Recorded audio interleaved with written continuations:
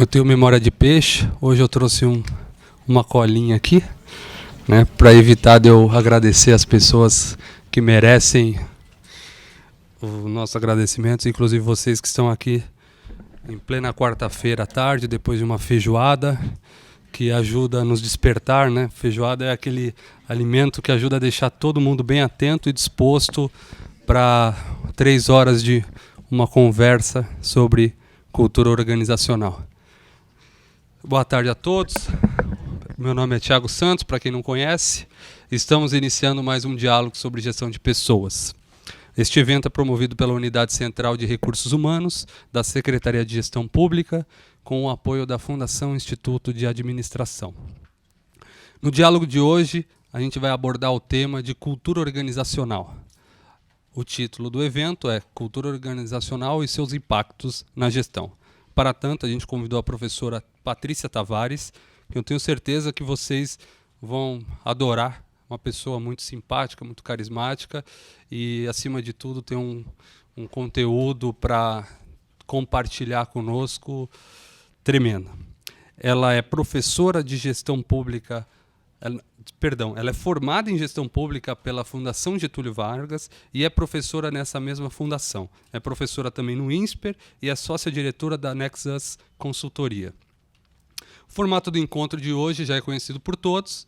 A professora fará uma apresentação inicial a respeito do tema. Posteriormente, iniciarei um diálogo com ela, um bate-papo bem breve, onde vocês estão convidados a fazer intervenções pedindo a palavra ou então pedindo para que as pessoas passem um papelzinho para fazer a pergunta por escrito quem se sentir constrangido. Eu só peço que, como o evento está sendo gravado, sempre que for pedir a palavra, se apresentar, falar seu nome e a secretaria ou autarquia na qual você é vinculado. Gostaria de lembrar também que o diálogo ele será disponibilizado no nosso canal corporativo, no www.youtube.com/ucrh21. Inclusive, gostaria de convidar todos a conhecerem uma série de vídeos que já fizemos com a professora Patrícia Tavares. Já está no 3º vídeo no nosso canal. E, por fim, eu gostaria de agradecer, em nome da Unidade Central de Recursos Humanos, a presença de todos e também a parceria do Departamento de Águas e Energia Elétrica da EE pelo apoio em nos ceder este espaço para que a gente possa realizar esse diálogo. Passo então a vez à professora Patrícia Tavares, que, por gentileza, poderá assumir o palco e dar início ao nosso diálogo. Boa tarde a todos. Eu sei que é sempre um desafio, depois de almoço, ter qualquer tipo de discussão mais abstrata, porque o sono é forte. Então, o meu desafio também é grande. E, às vezes, como gestor público, a gente também tem um desafio que parece esse, né? Manter as pessoas acordadas depois do almoço. Eu gostaria muito de agradecer o convite do Thiago, até porque, como não só a minha graduação, mas o meu mestrado também foi feito em política de governo, tenho uma afeição especial no que diz respeito à gestão pública e a boas práticas de gestão, porque o tipo de impacto que a gente causa na vida das pessoas é infinitamente maior do que qualquer tipo de atividade em organizações privadas.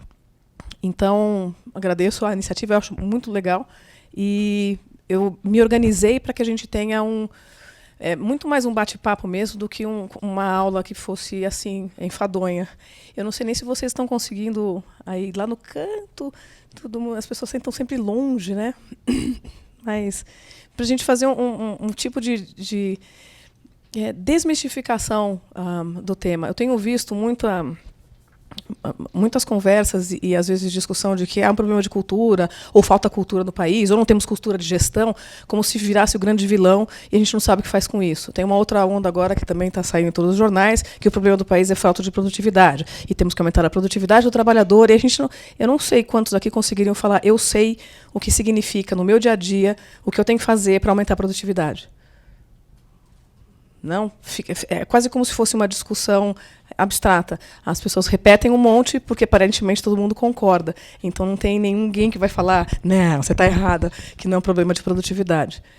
Acho que aqui o meu desafio maior é a gente desmistificar. Vamos falar para ser entendido. E aí eu fiz, então, estou pedindo licença, vou fazer uma pequena viagem, uma pequena apresentação de conceitos mesmo. E eu espero que não apenas seja divertido como ilustrativo, mas que vocês me parem sempre que houver algum tipo de dúvida. Porque cultura é um tema apaixonante, é um tema super amplo, e exatamente porque é muito amplo pode dar essa impressão de que, eu entendi, eu não sei o que fazer com isso. Então, isso não me ajuda, nem como gestor, nem como alguém da área de recursos humanos que poderia se beneficiar desse melhor entendimento para melhorar a qualidade de prestação de serviço ou mesmo o dia a dia nas organizações públicas. Podemos ser por aí? Então, eu e tecnologia não funciona muito bem, mas vou tentar. Essa é uma primeira pergunta. Eu gostaria de fazer isso como um desafio mesmo. Como é que vocês conseguiriam definir o que é cultura? Um por vez. Muita gente falando, eu não escuto.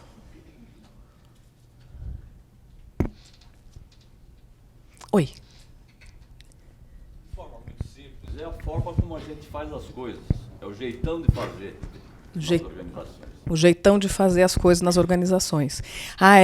Eu esqueci de falar. A gente vai tentar primeiro fazer uma definição mais ampla ainda. O que é cultura?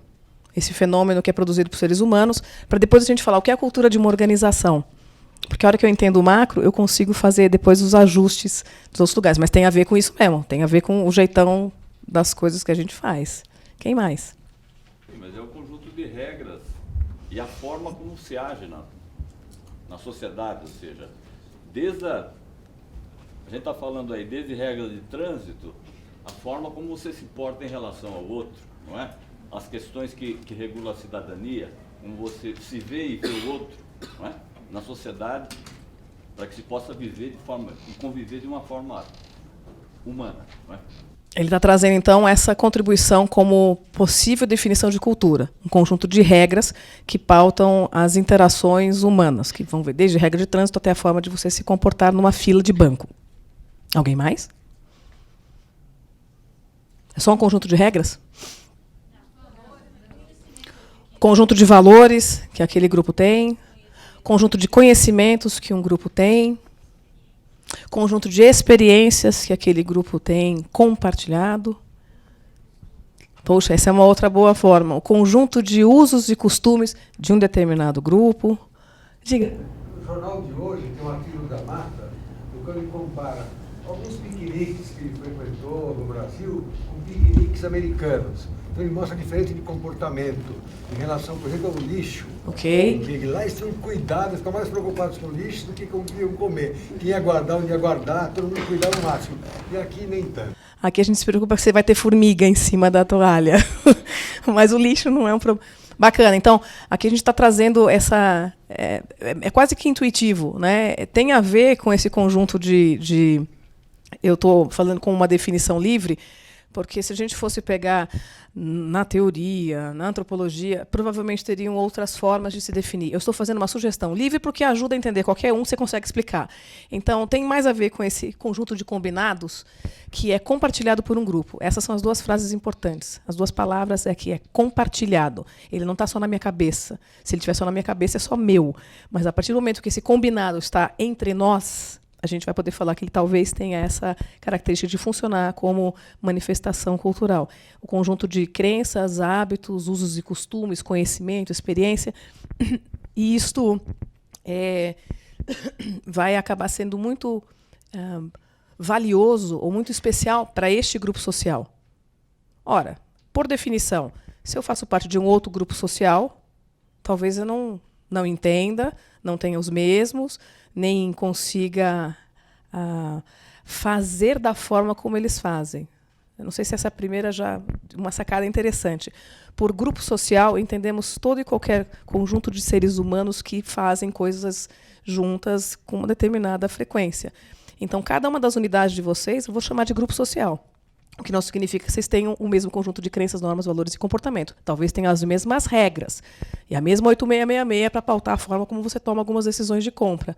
Mas não no seu dia a dia. Estão comigo? Ok, só fazendo assim já é suficiente. Tá. E aqui tem uma outra coisa interessante. que é o que eu chamo de talvez um dos equívocos, quando o leigo fala de cultura e que a pessoa está se comportando jogando lixo na rua, isso é falta de cultura. Não. Essa é a manifestação do conjunto de valores daquela pessoa. Não é falta, é falta de educação, do ponto de vista de etiqueta, mas não de educação do ponto de vista formal. Cultura, como fenômeno de seres humanos, não tem essa vinculação com o nível educacional. Portanto, qualquer agrupamento de seres humanos consegue produzir esse conjunto de combinados. A forma como a gente se veste, como a gente celebra, se é funk ostentação, se a gente usa sertanejo, se eu gosto mais de ópera. Não tem nada a ver com ser melhor ou pior, tem a ver com coisas que naquele grupo faz sentido. E, portanto, são valorizadas e são preservadas e acabam sendo importantes para aquele grupo. Já começou a dar desconforto, né? Porque eu preferia falar que tem alguém que está errado e que o meu está certo. Então, vamos lá. Grupos sociais são diferentes, provavelmente terão combinados e conjunto de crenças, regras e valores diferentes. Oi? Mas você falou alguma coisa, divide. Foi o rádio. Aí, bom, acho que a gente faz um habeas corpus para o tema cultura. Como antropólogo, a gente olharia esse fenômeno muito mais em termos de apreciação. Eu tenho que entender o funcionamento do grupo. Muito antes de querer fazer mudança, ou de querer me meter ali para alterar a forma como eles estão falando, se vestindo, comportando, se divertindo, eu tenho que entender que isso aí faz parte da história desse grupo. E aí, então, vamos para o próximo desafio. Esses já passaram. Tá? Então, não tem é diferente de nível educacional. A gente pode até dizer que, dependendo do tipo de formação profissional e do tipo de anos de escolaridade, o conjunto de crenças, normas e valores vai ser diferente. Nem melhor, nem pior. Diferente. Depois a gente vai poder discutir se, do ponto de vista de gestão pública, existe mais adequado ou menos adequado para o tipo de gestão pública que a gente quer. Tá? Aí eu vou estar separando como se eu fosse engenheira. Eu sou gestora pública, mas eu vou fazer bem estruturadinho. Da onde vem esse conjunto de crenças, valores, comportamentos e aonde que ele se manifesta? Que aí a gente vai conseguir entender o fenômeno como um todo. Se você quiser contribuir, só levanta e fala, eu vou contribuir em manifestação. Eu acho que uma manifestação cultural é...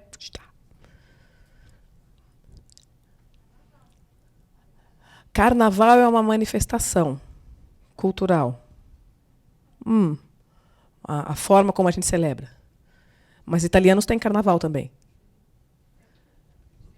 É diferente. Tá bom. Então, uma manifestação religiosa... Não dá para chamar, né, o carnaval mais de religioso. De diversão, pagã total, é o carnaval. Tá? É uma manifestação. Mas de onde vem esta forma de se manifestar pagamente, diferentemente dos italianos? Essa é a pergunta aqui. De onde vem esse conjunto de combinados de qualquer grupo social? Não cai do céu. E não é genético. Essas são duas coisas super importantes, porque às vezes as pessoas condenam os outros à impossibilidade de mudar, dizendo que ele não tem jeito. Então, assim, cultura é um conjunto de combinados, como a gente começou. Portanto, olha que interessante, né? Vai ser muito mais relevante para aquele grupo a história que o grupo compartilha, e aí, em determinada medida, se existe ou não eventos que foram críticos, a criação de uma nova autarquia, a criação de uma secretaria que não existia, dá a esta nova unidade uma possibilidade de fazer a história que quiser. Ela não está presa em nenhum outro lugar. Mais ou menos, né? Mas a ideia é essa. Esse grupo está sendo constituído. Então, a história do grupo, se a gente fosse falar de empresas privadas, se teve ou não processo de fusão, se você já foi comprado muitas vezes, nossa, isso dá um baque na autoestima, porque eu não sei mais qual é o combinado, eu não sei mais o que funciona, eu fui comprado. É horroroso quando a gente trabalha com o pessoal de, por exemplo, o banco, que eles se apresentam assim, eu sou do banco comprado, eu fui comprado faz 2 anos. Você consegue ver o peso? Quando eu estou ouvindo de fora, eu falo, nossa, isso bate lá é muito triste. Mas não dá para fugir da história dessa formação. Então, não adianta falar assim, a gente deveria ser invadido por americano. Eu já vi isso, hein? As pessoas estão ficando muito sem paciência. Mas a história do nosso povo é fruto do que fizemos e do que estamos fazendo continuamente. Então, para alterar isso aqui, eu vou ter que fazer minha parte também, né? Uma outra coisa que é importante para qualquer tipo de grupo social e aí, de novo, estou falando não de uma organização apenas, mas como até país, é a geografia. E aí, nesse sentido, o grau de abundância até de recursos. Então, se é muito mais quente, se tem mais água, se não tem, se tem facilidade de acesso, a maneira como a gente combina o vestir, ou, inclusive, o que comer, vai fazer... É quase como um reflexo dessa minha disponibilidade maior ou menor. A gente desperdiça muita comida, né, no país há muito tempo. Porque aqui, como é que é? Se plantando tudo dá, qualquer lugar tem banana no pé, então não faz parte da minha história de vida uma experiência compartilhada de racionamento pós-guerra. Então não faz sentido você pedir para o cara não desperdiçar água. Ele lava com a mangueira a calçada. Na verdade. A pergunta que eu faço depois é, e você para o cara e fala, filhote, fecha a torneira? Aí que é a pergunta legal. Por que não? A maior parte de nós não para. Porque você não quer ser chamado de chato, mas essa já é uma outra história. Porque é cultural. Você percebe? Eu reconheço que isso aqui... Nossa, ele vai olhar para mim e falar, você veio aonde? Né? Todo mundo faz.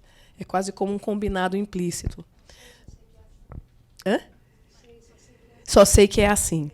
Então, a gente aqui está falando... Eu estou chamando dos grandes 2 guarda-chuvas que, independentemente do lugar onde você esteja no país... provavelmente tem traços que são compartilháveis porque eles fazem parte da mesma trajetória de história e de geografia. Dependendo do lugar onde a gente está, a religião pode ser um dos fatores super importantes de formação do conjunto de crenças e valores, os podes e não podes, os tabus, aquilo que é aceito como inimaginável. Então, a religião você não questiona, ou é dogma, ou você acredita ou não acredita. Então, a gente começa a ver que tem certas coisas nessa base chamada cultura que são mais difíceis de mudar. Ou não são possíveis de serem mudadas, principalmente se a gente está falando de crença. Isso aqui são os guarda-chuvões grandes. Oi? Por exemplo, do carnaval, o carnaval ele é policultural. Não, porque você tem cada região que tem uma manifestação diferente do carnaval. Tem uma manifestação diferente. Isso. E se você pegar, no caso do Rio de Janeiro, já é totalmente diferente, porque o Rio de Janeiro, o carnaval, ele pode falar da cultura de todas as regiões, de todas as outras regiões, porque a escola de samba vai fazer um tema X que é referente à cultura de tal lugar, ou é referente a tal situação. É que aí você já trouxe a diferença. O Rio de Janeiro não é carnaval, ele tem escola de samba. Vamos então redefinir o que era carnaval, de marchinha, bloco de rua, das famílias atrás. Assim, é o que se tem ainda na Vila Madalena. Teve muitos bloquinhos esse ano, que é um resgate, inclusive, daqui que era o propósito da festa pagã. Mas, vamos combinar, Rio de Janeiro com escola de samba e micareta em Salvador não tem mais muito a ver com... O quê? Aí, obrigado. Há uma transformação de um fenômeno que era puramente lá em casa, manja, a gente se junta e sai, em um tipo de negócio. Nesse sentido, Salvador foi excelente. O pessoal da Bahia é excelente em sacar que paulistano é sempre estressado, vai adorar ter uma micareta fora de época para você reproduzir a experiência. Lógico, fora da terra dele, fora de época. Mas aí a gente já está falando de uma outra coisa. Conseguiu se apropriar uma manifestação que era cultural, então faz sentido para todo mundo, porque todo mundo sabe que é legal, para virar um negócio. Então aqui a gente está fazendo assim, olha só, você já trouxe uma coisa que é super interessante. Às vezes o valor é o mesmo, mas a manifestação que vai acontecer nas várias regiões é diferente. Isso vai dar problema dentro de organizações, você não tem ideia. Só para fazer um adianto, né, um fast forward aí para frente. Uma das coisas que vai acabar aparecendo no conjunto de valores é diferença geracional. E o moleque... O jovem de 20 e poucos anos tem certeza que ele está sendo respeitoso na forma de tratar contigo, chamando de velho, truta. Entendeu? Isso que é interessante, né? Alguns vão enxergar isso como uma absoluta falta de respeito, quando no registro cultural deste grupo ele não enxerga isso como uma diferença, até porque ele fala, não faz sentido eu ter que respeitar a regra hierárquica, eu sei mais do que você, sabe umas coisas assim? Então, por isso que a gente vai ter uma coisa chamada choque cultural. Mas eu primeiro tenho que entender de onde vem o fenômeno, senão eu vou querer bater no cara. Em vez de fazer assim, respira, e eu entendi o que está acontecendo, então eu escolho um outro movimento como gestor dele para poder fazê-lo trabalhar melhor comigo e eu aprender com ele também. Vamos lá, né? Às vezes a gente consegue fazer os dois caminhos. Eu estou trazendo aqui essas 3 primeiras como guarda-chuvas grandes de formação do conjunto de crenças e valores, porque normalmente elas acabam sendo comuns dentro do mesmo país ou dentro do mesmo estado, ainda que a manifestação seja um pouco diferente. A gente consegue resgatar a história do intrudo, a gente consegue resgatar a noção de carnaval ou o que quer que seja. Ou saber que quarta-feira é dia de feijoada e ninguém deveria marcar nada. Enfim. Bom, não é o caso daqui da gente, no país. Nós não temos tantos problemas com etnias. Mas, dependendo do lugar onde você estiver no mundo, a etnia é uma das fontes dessa construção de identidade ou de valor e crença. Talvez só aqui no país a comunidade judaica seja o que tem maior divisão entre Ashkenazi e os Sefaradi. Mas, para quem não é da comunidade judaica, não faz o menor sentido o que eu estou falando. Se você é, você me entendeu. Quem não é, fala, é tudo igual. Quem está de fora não consegue diferenciar. Olha que interessante também.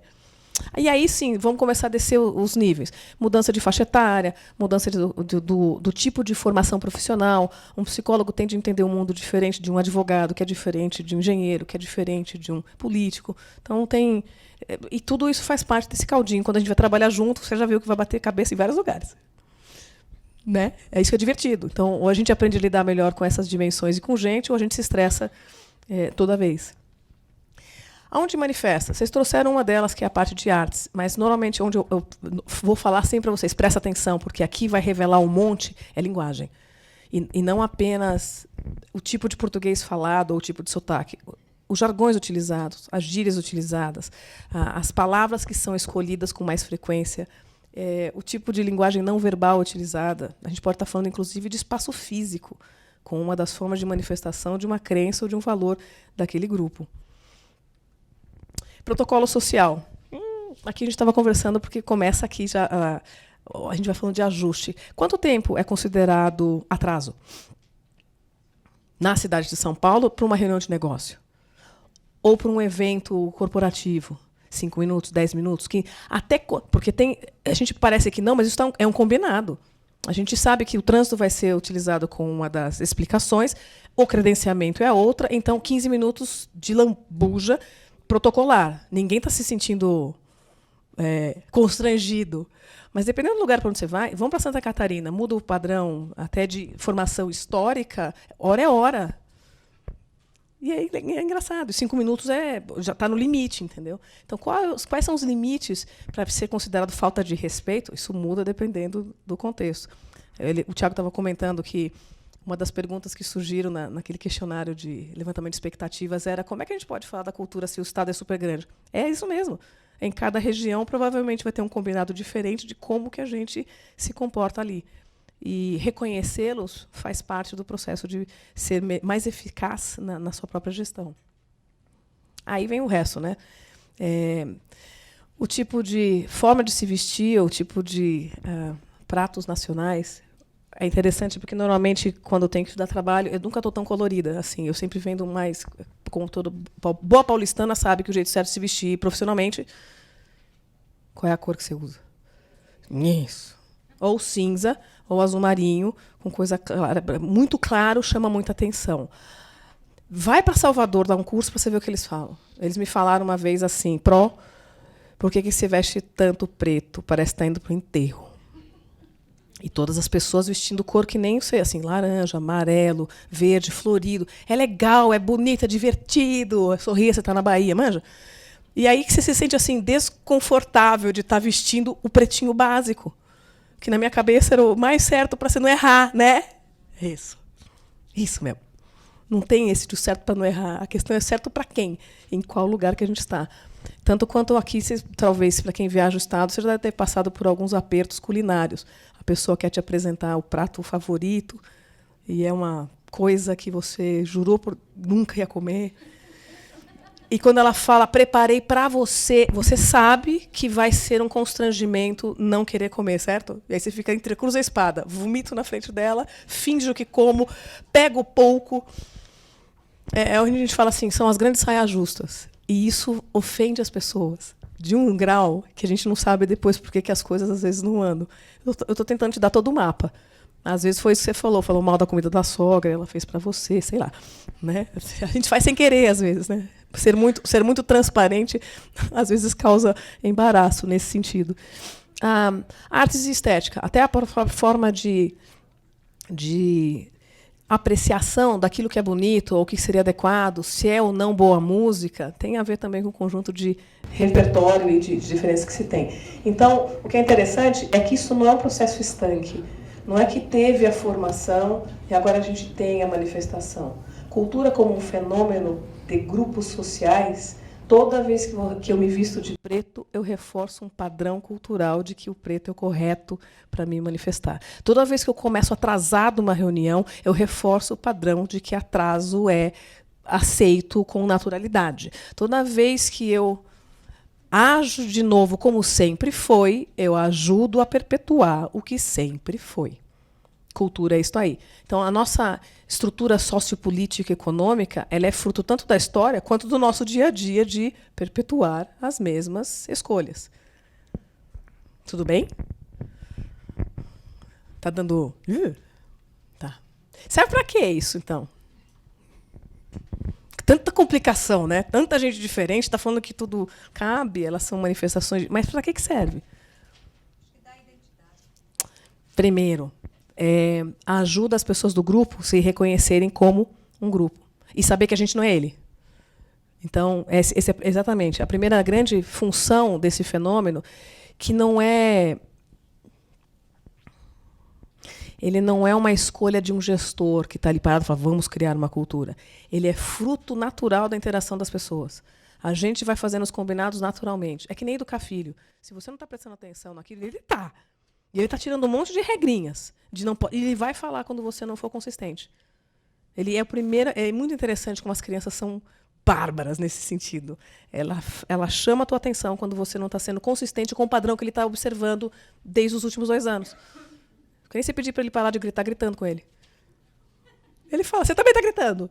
E aí você fala, então, mas eu posso? Nossa, olha o que você vai ensinar para ele. Em linhas gerais, a própria capacidade da gente conseguir alinhar os combinados. Fica mais fácil a comunicação com as pessoas de um grupo se todos compartilham o mesmo conjunto de crenças e valores. Porque aí a linguagem vai ser a mesma. Pega um novato quando entra na administração pública, ele se perde com a quantidade de siglas. Todo mundo se perde. E é legal porque você consegue reconhecer na hora o cara que acabou de entrar. Não é verdade? Ele erra, às vezes, e ele tenta fazer pose que está sabendo. É tão divertido. É divertido para quem está dentro, porque você está vendo o esforço do cara tentando navegar naquilo ali. Para ele, ou para um novato, é sempre uma fonte mais de estresse e de pressão. Então, se a gente está na mesma página, se temos o mesmo repertório cultural, de novo, eu não estou falando de diretriz, não estou falando o que é melhor, não estou falando o que é mais importante. Se estamos na mesma página, a comunicação flui. E é tão mais fácil falar com ele.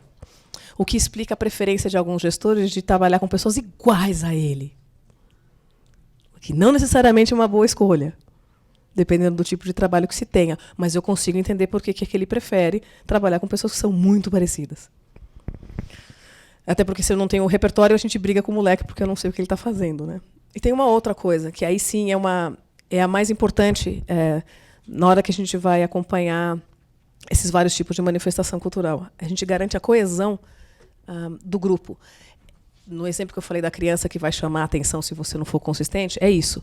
Se você também não conseguir garantir a coerência ou a clareza de por que as decisões foram tomadas daquela maneira, eu perco a coesão do grupo. As pessoas se desmobilizam, porque elas falam, isso aqui não é para que eu vim, isso aqui não me pertence, isso aqui não é meu. Faz sentido? Coesão é importante, se a gente quiser garantir não apenas a entrega de serviços, mas principalmente um grupo unido para fazer uma mudança. Vamos pensar aqui em mudança em organizações, ainda mais mudança na área pública, eu vou ter que garantir essa coesão. Então, deve dar um pouquinho de trabalho, né, para explicar para as pessoas 1 vez, 2 vezes, 3, 27, 120, 359 vezes, até esse processo de mente ter sido alterado. Então, já puxando para frente em termos de impacto de gestão, essa é uma primeira sacada. Não é um e-mail ou uma diretiva, uma norma interna, ou uma única reunião que vai garantir a mudança de padrão de comportamento, porque ele está aqui dentro. E eles vão te observar. E se você é o primeiro que chegou atrasado dizendo que não podia mais, acabou, mas não tem a segunda. Eu sei que eu achava que era mais fácil mudar a cultura só mandando e-mail. Todo mundo fala isso para mim. Mas não tem muito jeito. E aí a gente vai levar, então, para uma outra dimensão. Até aqui tudo bem? Esse é o básico. Então, todo grupo social vai ter um conjunto de combinados, um conjunto de valores e crenças que são compartilhadas por todos daquele grupo. Mesmo que você não concorde muito com um deles, você entende por que a pessoa se comporta assim. Nem todo mundo aqui gosta de carnaval, não por isso você não achou absurdo se alguém quer trabalhar na segunda de carnaval, mesmo não sendo feriado. Na verdade, as pessoas... Você entende, porque eu entendo qual é a lógica, e qual é a história, e qual é o modelo mental. Uma coisa que é interessante nessa noção de cultura é a diferenciação do peso ou da importância para certos tipos de manifestação. Então, não dá para falar que todo tipo de manifestação é igual. Algumas são mais importantes para aquele grupo. Então, elas são mais protegidas ou elas são mais defendidas se a gente tenta mexer neles. Aqui, imagina como se fosse uma grande cebola. Quanto mais externo, mais possível de ser modificada, alterar. Eu aprendo uma nova sigla, eu aprendo a usar uma roupa diferente se for preciso para uma reunião. Quanto mais externo, menos dói. Quanto mais próximo, não dá para ver, né? Mas ali no meio tem uma letra V de valores, não V de vingança. V de valores. E a gente faz assim, do de fora para dentro, aquilo que é mais perceptível. E que normalmente causa um impacto, porque é a primeira coisa que a pessoa vai reconhecer. Então, pensa assim, na sua unidade, onde você trabalha, qual seria uma coisa simples, às vezes até boba, mas que se fosse tirada do lugar ou modificada, todo mundo ia perceber que alguma coisa aconteceu. E eles iam começar a perguntar o que será que está diferente. Eu não sei o que é. Às vezes é uma máquina de café que não está mais ali, ou às vezes é uma mesa que foi tirada do lugar, às vezes é um cantinho que tinha um monte de revista para as pessoas esperarem que não tem. É neste nível que a gente vai chegar mesmo. Quais são as coisas que parte do todo dia, faz parte do símbolo da minha área, e quando a gente começa a mexer por ali, chama a atenção, porque as pessoas percebem que está diferente. Esse é o mais externo. O segundo nível tem a ver com a forma como as pessoas ali se comportam. O que é um herói? Um herói. Não me dá um exemplo de herói. O que é um herói? Você toma como exemplo. Normalmente o herói ele é uma referência de comportamento de sucesso. Então, às vezes é o primo mais velho, é um inferno, porque você vive sendo comparada com aquele cara que era certinho, tinha boa nota. Né? O herói, para o grupo social, no caso a família, ele é uma figura mais velha, pode ser um patriarca, uma matriarca, ou ele é alguém que tem um desempenho de sucesso reconhecido pelo grupo. E isso é valorizado. E se contam histórias a respeito disso. E se conta, lembra daquela vez quando o vovô Tunico fez não sei o quê? É a maneira como a gente vai preservando as histórias e esses comportamentos de sucesso. Às vezes, para fazer uma mudança, eu vou ter que descobrir quem são os heróis que não estão adequados, ou um anti-herói, no caso, né? Que não estão adequados porque a gente precisa, porque esse é o primeiro que vai ter que ser tirado da referência. Dá trabalho isso. Dá muito trabalho. E representa um tipo de briga que você vai ter que escolher. Vou fazer um paralelo, né? Mudar de chave, alt-tab. Pega uma empresa familiar que teve um fundador muito importante, ele morre, as pessoas não tiram ele de lá. Continuam falando como se ele estivesse vivo ainda.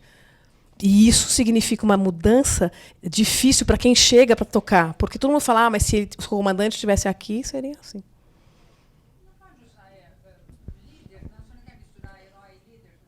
Não. O herói tem, por significado psíquico do grupo, ele tem uma causa pela qual ele batalha. Às vezes é a missão da organização, o propósito maior da empresa. Por que nós fizemos desse jeito? Então, ele é o grande capitão de uma bandeira que é sempre lembrada quando tem algum problema. As pessoas falam como ele faria isso. Ou as pessoas se retornam a ele. Se a gente falar a palavra líder, corremos o risco de aquarelar um monte o peso. Porque hoje, pelo que eu tenho visto, as empresas estão chamando o chefe de líder, como se fosse a mesma coisa. Só para dizer que ele está... Eu vi até líder coach já. Antes era chefe, aí virou gestor. Agora estão chamando de líder. Já tem líder coach. Eu não sei o que vai vir depois. Mas não mudou-se significativamente o tipo de atuação ou de responsabilidade para com a equipe e para com o desempenho daquela equipe que ele trabalha. E aí pode chamar o que você quiser, chama de Brubbles. Mas aqui não. Nesse quesito de cultura, a gente está falando de alguém que, para o grupo, representa um comportamento que deveria ser seguido. e, portanto, copiado, porque se você copiar o que o herói faria, todo mundo também vai te elogiar. É nesse sentido que ele é uma trava super importante. E, às vezes, a sua trava te impede a mudança. É isso que eu estou tentando chamar a atenção. Não. No nosso país, a gente tem essa expectativa de que o herói seja rock santeiro. Que ele venha um cara sozinho e salve a pátria. Eu acho que isso está terminando. Minha sensação, ou talvez seja esperança, eu não sei. Minha sensação é que as pessoas estão percebendo que é nós, cara, vai ser a gente mesmo, que não vai ter ninguém vindo de fora respondendo. Mas enquanto isso não acontece, todo mundo se indigna atrás do Facebook e não se transforma isso numa mudança de comportamento. Então a gente está falando aqui quase de um modelo mental, a referência que a gente usaria dos grandes heróis. Se a gente fosse falar de cultura brasileira, durante muito tempo os heróis estão associados a esporte. E aí, fazendo um rápido retorno, né? Os heróis de antigamente, eles eram pautados pelo improviso e por algum tipo de jeitinho pessoal que conseguiu dar certo. Garrincha, Pelé. Faz, eu acho que 20 anos só. Faz 20 anos que a gente está vendo, eu estou vendo porque é o que eu me preocupo, que a gente tem visto uma mudança no tipo de sinalização dos heróis valorizados no esporte. Todos eles compartilham a mesma coisa do Senna. Muito trabalho, muito planejamento, muita disciplina, uma busca obsessiva por entrega e um orgulho de... um orgulho por ser brasileiro. Então vamos lá, vamos falar de Guga, vamos falar da Daiane dos Santos, vamos falar do menino que era... eu esqueci o nome dele. Do ginástica olímpica, aquele fortinho. Não, é um outro que ele não conseguiu ir. Esse é um outro que pode ser um exemplo bacana. Mas assim, nenhum deles chegou lá por sorte, por jeitinho de Gerson ou por acaso. Podemos usar até o Ronaldo, fofucho. Porque depois que ele estourou os joelhos, nossa, eu vi um monte de gente falando assim, aí não joga mais bola. Nunca mais. Foi trabalho, fisioterapia, 2 anos de investimento. É muito tempo para começar a mostrar que tem jeito para chegar lá. Está sempre vinculado a pelo menos no Brasil, vinculado a um determinado contexto. Um contexto social de momento, alguma coisa, ele está sempre vinculado. Tancredo saiu todo mundo na rua chorando. Eu não entendi até hoje, porque se você for buscar a história de Tancredo, pelo amor de Deus, né? Então ninguém leu a história de Tancredo. Mas foi um momento. Assim como foi do Ayrton Senna, foi um momento. Porque se você vai buscar a história, nenhum menino pobre sai para ser o que ele foi. Porque precisa de muito investimento ali para ser daquele jeito. A gente não tá fazendo eu não sei por que está essa coisa do herói brasileiro.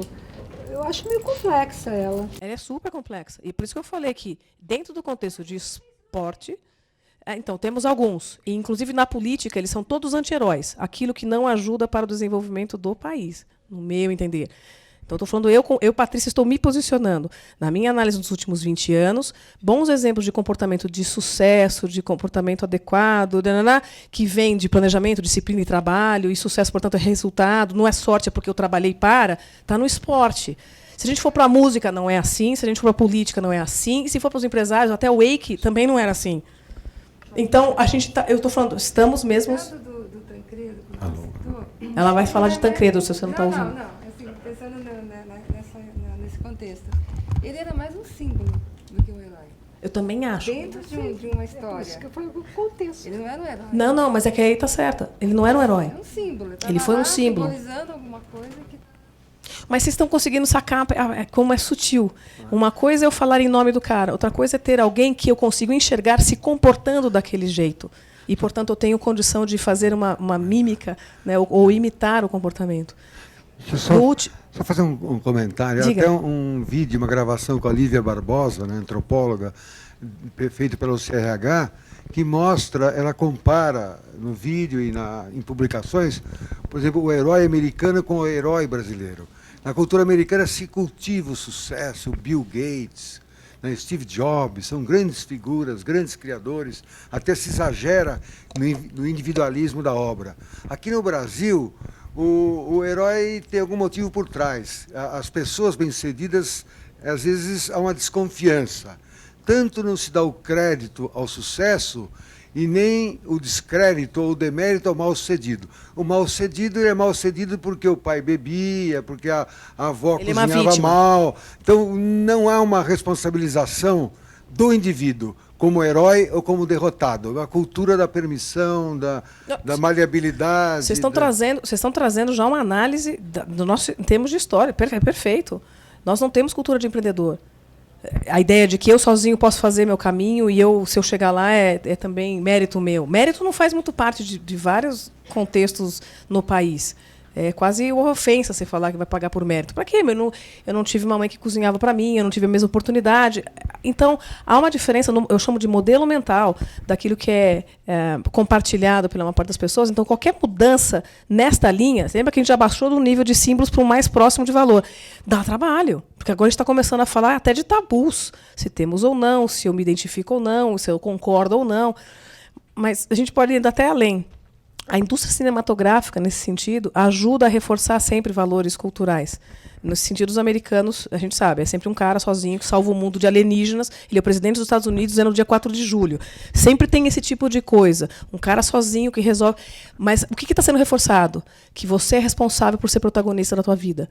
E que você pode fazer uma tremenda diferença na vida de um monte de gente. Essa é a mensagem que está escondidinha. Já a gente... Bom, tudo bem, a gente... Só para entender que assim, eu queria voltar depois para as organizações. Quais são os heróis que estão na sua organização? Porque às vezes eles também são anti-heróis, no sentido de não estarem com um comportamento adequado para o grupo, mas muito mais voltado para o umbigo.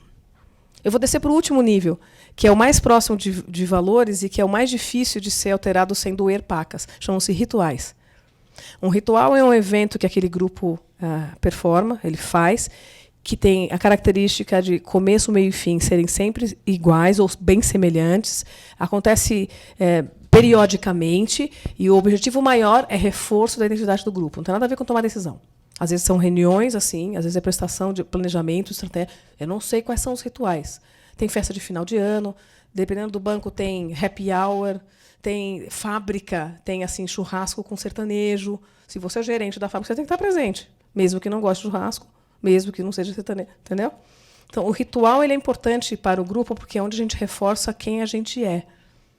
E pertinência, que é a identidade da gente com aquele grupo, é o que faz a gente ter mais energia para poder levar uma mudança adiante, para poder fazer o trabalho com gosto, para poder estar feliz onde a gente está. Senão a gente está só perdendo tempo. A gente está parado ali sem estar fazendo uma entrega bacana para a minha vida, né, em termos de propósito. Quando a gente fala em organizações, aí mudando essa mesma cebola para falar de uma empresa, ou de uma organização, ou de uma autarquia, de uma secretaria, mesmo que a gente não tenha os mesmos valores, que a gente não acredite nas mesmas coisas, a gente tem que compartilhar as mesmas práticas. Então, foi para ali que tem aquelas práticas nas 3 coisas. Falar, se vestir, se comportar, estar presente nos rituais e saber que aqueles heróis são para ser respeitados. É isso que a gente espera das pessoas numa organização. A menos que a gente esteja falando de uma entidade filantrópica, onde as pessoas vão se vincular para o propósito, todo o restante é suficiente que você esteja de acordo com as práticas que se espera, que é o que o nosso colega aqui falou, o jeitão da gente fazer as coisas aqui. Bom, que é exatamente o que ele falou. Olha, ela é difícil de mudar, principalmente porque ela não muda por decreto. Ela nunca vai mudar da noite para o dia, porque a gente tem as pessoas que fazem parte da história daquele grupo permanecendo no mesmo lugar. Então, se há alguma possibilidade, ou se existe essa vontade dentro de você aí, de fazer algum tipo de mudança na área onde você atua hoje, essa é a única coisa que você vai ter que lembrar sempre. Nós vamos ter que ter outras práticas, outra maneira de fazer as coisas aqui. Não precisa ser radicalmente diferente, mas aquela coisa que eu falei, tirar alguma coisa do lugar, botar uma flor onde nunca teve, eu tenho que começar a ter... coisas que sejam perceptíveis e um comportamento de liderança, e aí sim, no formato que você colocou aqui na frente. Né? Aí sim, a ideia de quem está na chefia, quem está na função de gestão, quem está à frente daquele grupo. O líder tem que ter um outro tipo de comportamento. Todo mundo sabe o que é paradigma? Eu vou chamar de modelo mental, ou meu óculos social. A maneira como eu enxergo o mundo é dada por esse meu paradigma. Mudar isto aqui pressupõe que as pessoas primeiro estejam afim de olhar para o próprio umbigo e que estejam com a mente aberta para questionar as próprias verdades. Então já percebeu que é fácil, né? É só uma questão de mandar um outro e-mail e a gente começa. Eu queria complicar o processo. Bom, vamos voltar. Até aqui tudo bem. Então, Quanto mais tempo a organização esteja vivendo e quanto mais tempo de sucesso ela tenha experienciado, mais difícil se torna você mexer em certas coisas. Porque a gente fala que sempre foi assim, porque aqui funciona e você que é nova, porque você não conhece nada, porque já tentamos isso antes, não funcionou. Eu adoro essa frase, eu adoro, porque tem a ver com o contexto. 20 anos antes de tentar não significa que agora não vai funcionar, mas as pessoas... A gente chama isso de frases assassinas de inovação. Você pode até usar e depois falar assim, eu ouvi uma frase que diz, esse é um tipo de comportamento onde eu falo, eu não tenho nem a mente, nem o coração aberto para ouvir o que poderia ser diferente. E vamos combinar, se está gostosinho aqui, por que você vai querer fazer mexer? Eu vou te dar outra frase, por quê? Porque a zona de conforto é a zona de morte. A zona de conforto é onde não tem energia, onde nada acontece. Eu preciso estar com energia suficiente para fazer as coisas acontecerem, senão eu fico só lá.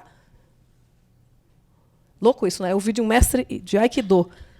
Ele fala exatamente isso. A energia e a vida e a inovação, de qualquer sentido, precisa de algum grau de desconforto. Por isso que você se movimenta. E quem está na área de prestação de serviço público tem desconforto paca do lado de fora, para achar que está tudo gostosinho. Então, um desafio mesmo que eu estou trazendo. Né? Não tem gostosinho do lado de fora. Então, seria um pouquinho demais imaginar que já está resolvido. Então, vou ter que fazer uma revisão, não só das práticas, como do dia a dia, da forma como as coisas acontecem. E aqui é onde a coisa começa a ficar mais divertida ou mais complicada. Existe uma diferença, e essa é uma imagem bastante corriqueira quando a gente busca informações a respeito de cultura em organizações. Aquilo aqui é uma linha d'água, tá? Faz de conta que é uma linha d'água. Então, a parte de cima é aquilo que a organização fala para os de fora. É o que está no site, no comunicado oficial, é o que aparece, às vezes, em nota de imprensa que foi publicada, a maneira como a gente gostaria que todos nos enxergassem. Eu não conheço nenhuma empresa que, se você entrar no site, não é o melhor lugar para você trabalhar. Nenhuma. Todas elas são o máximo, todas elas fazem coisas importantíssimas, todas elas adoram diversidade e são abertas à inovação. A linha d'água para baixo está escrito ali, é como as coisas acontecem de verdade. E aí, assim, a gente só consegue falar como é uma organização quando você está dentro dela. Então, não dá para alguém de fora, e aí eu vou dar, né, às vezes vem consultor que vai dizer o que você tem que fazer. Esse cara não sabe o que está ali dentro. Ele teve uma ideia. E, às vezes, ele compra uma ideia que é diferente, ele tem uma ideia do que pode ser diferente, mas ele não vai fazer a implantação. A implantação quem vai ter que fazer são vocês mesmo. Então, precisa desse primeiro reconhecimento. Debaixo da água, de verdade. De que jeito que rola? Quantos comitês são de verdade para resolver? Aonde é que você tem que acessar para tomar decisão? Quem é que eu não posso melindrar o ego, porque senão a coisa não sai? Essas coisas não vai estar escrito em lugar nenhum, ninguém te explica. E se você chega cheio de vontade de fazer, você demora mais, né?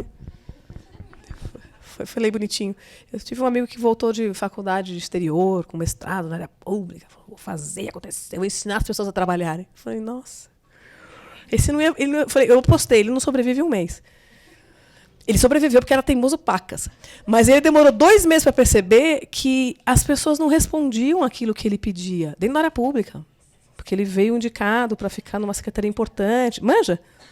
E quando ele começou falando, nós vamos ensinar vocês a trabalhar, todo mundo falou perfeitamente o que o senhor precisa. É assim que a máquina vai te responder. Porque ele está olhando agora para a parte de baixo do iceberg, não é verdade? A gente não faz as pessoas andarem batendo nelas. Eu preciso conhecer como elas funcionam para tentar convidá-las a elas virem nessa jornada comigo. E aí vamos combinar. Tem gente que eu não vou conseguir arrastar, mas tem gente que eu consigo. Eles são suficientes para começar a iniciar um processo de mudança. Então, nesse sentido, a regra não escrita do jogo vai ser muito mais importante do que o que está pendurado num site, no manual. Isso aqui a gente está falando só dentro de sala. Está gravado. Mas é um jeito da gente lembrar, não é apenas o que foi publicado oficialmente, mas muito mais aquilo que a gente vai fazer no todo dia. Todo dia a gente tem que fazer essa lembrança. Então, esse é um resuminho para mudarmos para... queria apresentar para vocês uma ferramenta possível, um jeito de organizar esse olhar de investigação para poder descobrir o que é que você poderia chamar para si em termos de responsabilidade e tentar, de repente, contribuir com mudança. Resumindo, está por aí. A gente pode fazer uma comparação, que todo ser humano é igual, independentemente do lugar onde ele nasce no planeta. O que muda é o software de programação mental para dizer para ele como ele lida com as emoções e com os instintos. Mas todo ser humano sente medo, todo ser humano sente fome, todo ser humano tem vontade de dormir. A maneira de você manifestar a frustração, a raiva, o medo, é uma programação mental. Então, se é programado, eu posso, em tese, desprogramar e fazer uma programação diferente. Um dia chegaremos no estágio de Matrix, aquele filme que as pessoas faziam um upload e eu mudei toda a coisa. Não tem outro jeito a não ser a gente fazer essa própria revisão. Ela é um processo aprendido, ele é um processo social, com grande impacto econômico, geográfico, social, e dentro da mesma organização a gente pode ter várias manifestações daquelas cebolinhas. Os valores são os mesmos, as manifestações vão ser diferentes. Alguns lugares são mais abertos para a inovação, alguns lugares você não pode nem perguntar se pode fazer inovação, dentro da mesma organização. E aí você fala, pô, mas aí complica a vida. Então, é um desafio a mais. Lidar com gente tem essa característica interessante. Vai ser um desafio a mais. A pergunta que sempre me fazem, mas dá para a gente gerenciar a cultura? A resposta é, na verdade, você vai conseguir gerenciar com a cultura existente, inclusive para tentar alterá-la. Mas não é que você gerencia a cultura como se ela fosse um processinho. Porque, só para lembrar, vocês, ao interagirem todo dia, falando bom dia ou não falando bom dia, está reforçando o padrão cultural.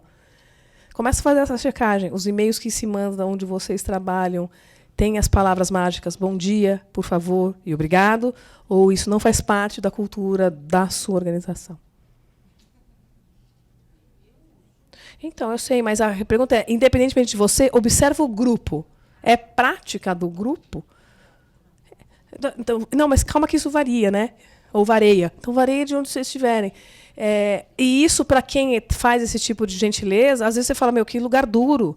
Que lugar onde as pessoas não fazem pequenas manifestações de apreço, que eu diria que é o básico do básico, né? Bom dia, por favor, obrigado. Mas, de novo, independentemente da gente entrar para julgar se está certo ou está errado, o mais importante é conseguir identificar o que é que não está escrito, que virou meio que regra, por isso que ela é uma, entre aspas, são normas sociais.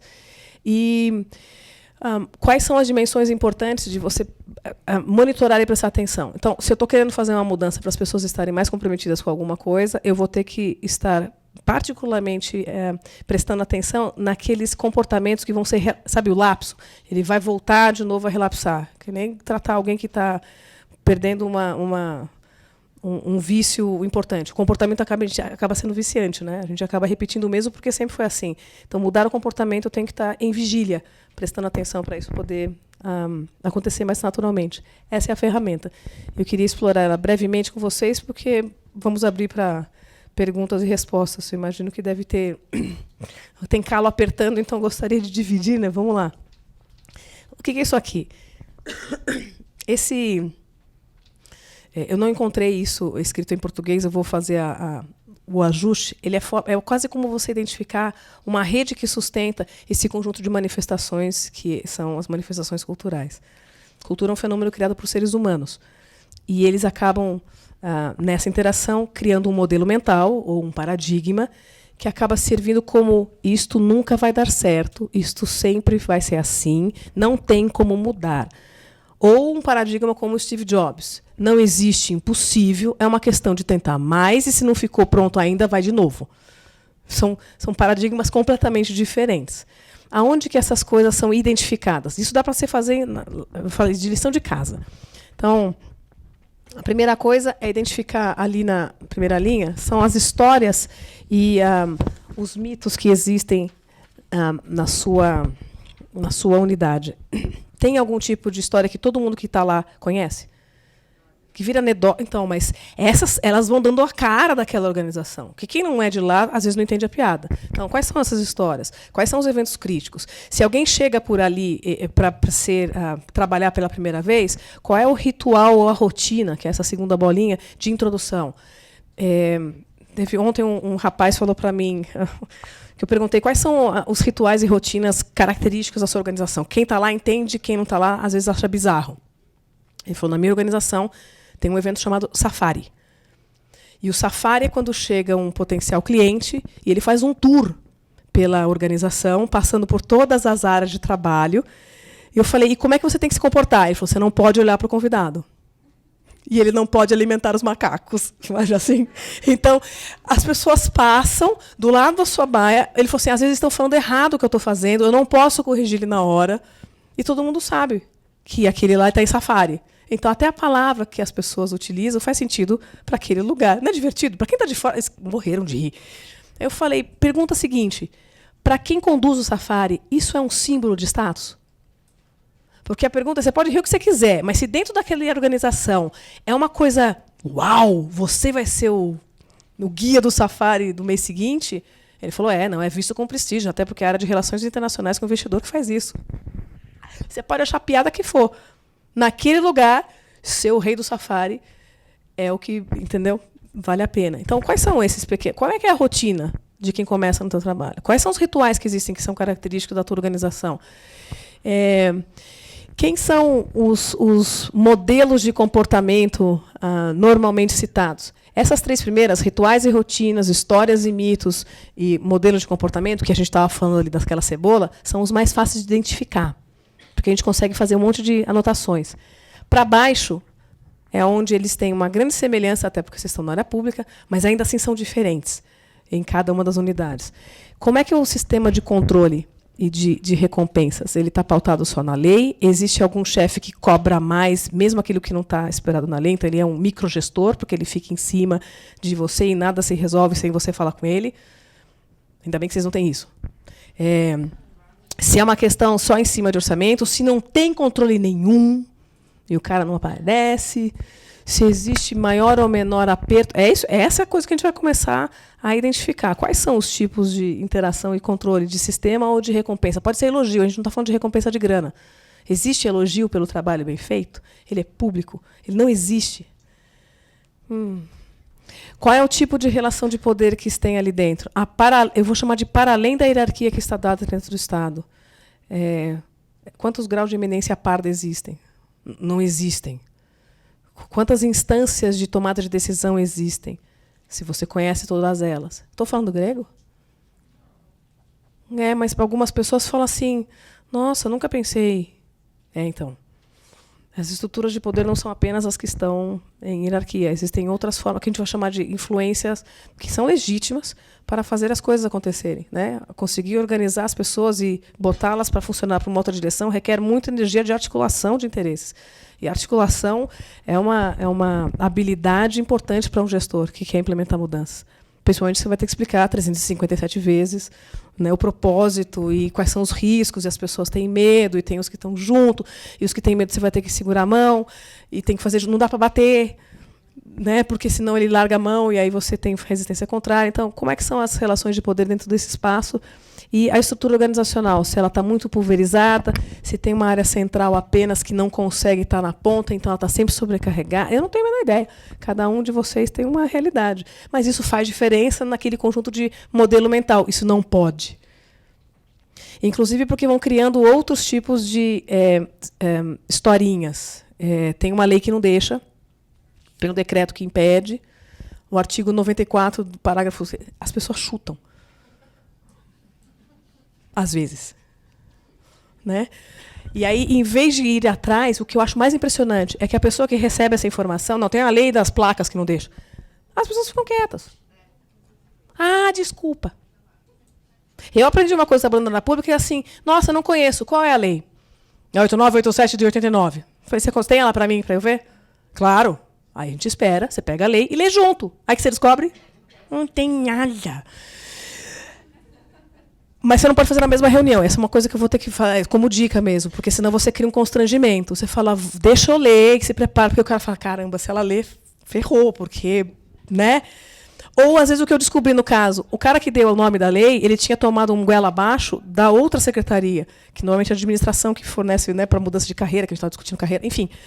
Então foi muito interessante, porque aí, como eu não podia bater nele, porque ele falou que quem me bateu foi ela, vamos fazer uma reunião com ela. E aí você tem que ir com tudo. Isso que eu estou falando, a forma de fazer isso, eu tenho que levar em conta qual é o paradigma, lembra? Então, me disseram que a secretaria tem receio de tal e tal coisa. Nós estamos pensando em fazer tal e tal coisa. O que a senhora acha? A lei...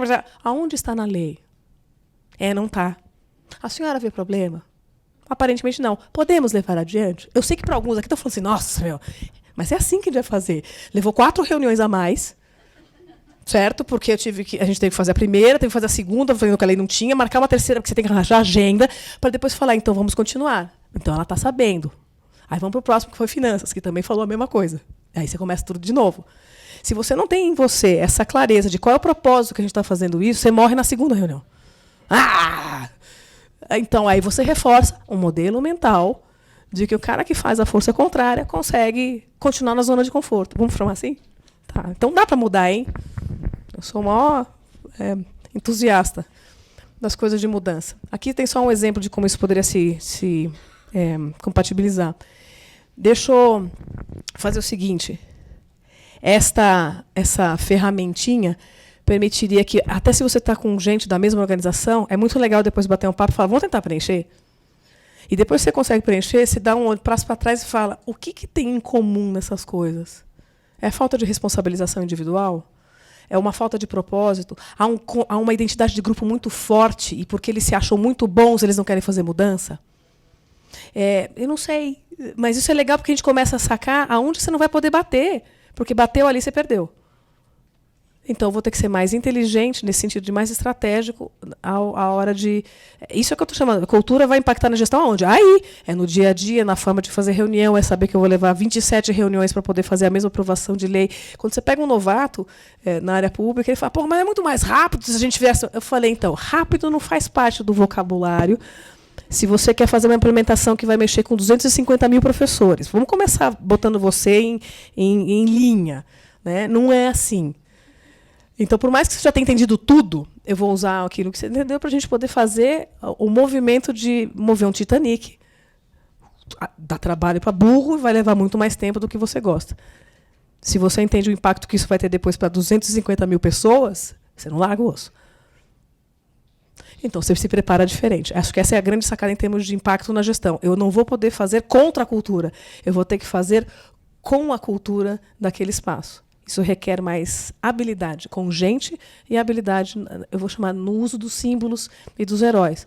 Então, você lembra dos grandes heróis que são dos caras, quem foram os secretários que impactaram. Porque a parte da secretaria que não muda, em toda ela, é a que vai permanecer implementando coisas. Fazer boas relações ali ajuda um monte, não é não?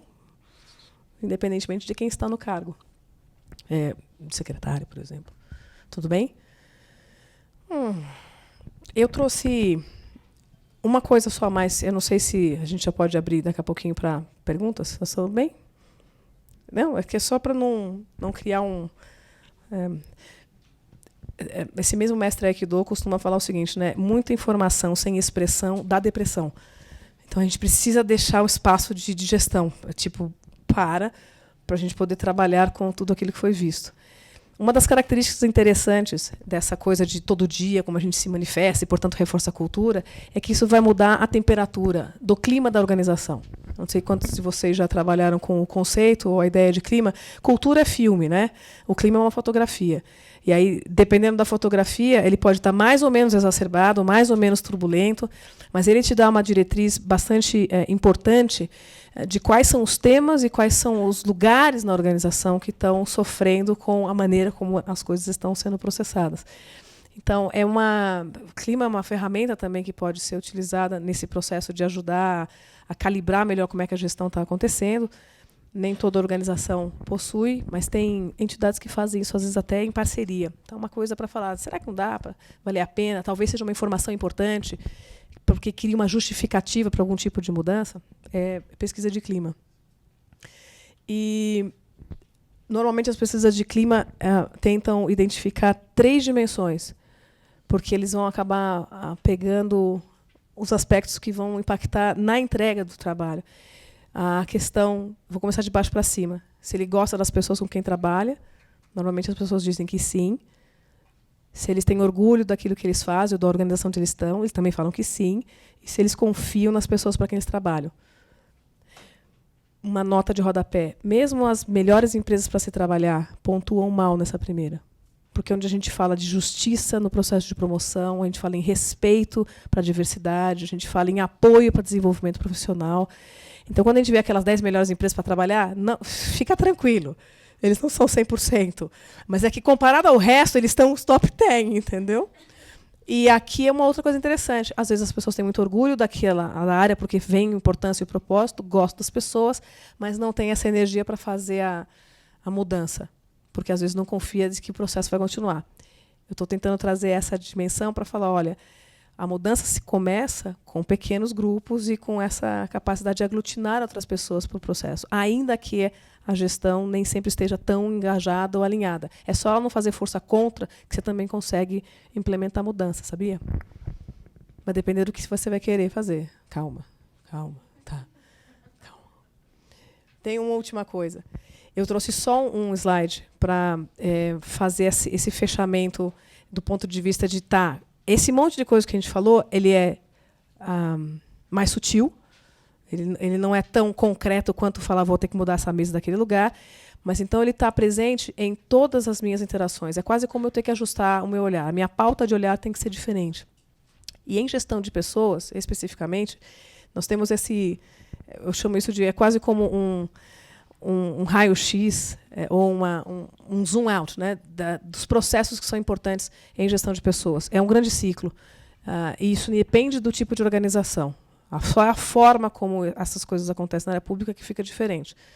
A identificação de como vai ser feito o processo de seleção, então é onde começa. Qual é o tipo de edital que vai ser feito? A gente vai pensar num probatório que de verdade possa avaliar perfil e comportamento, em vez de aceitar só o cara que entrou porque ele é concurseiro e aí depois ele não tem perfil para a área de saúde. Mas você acabou de matar.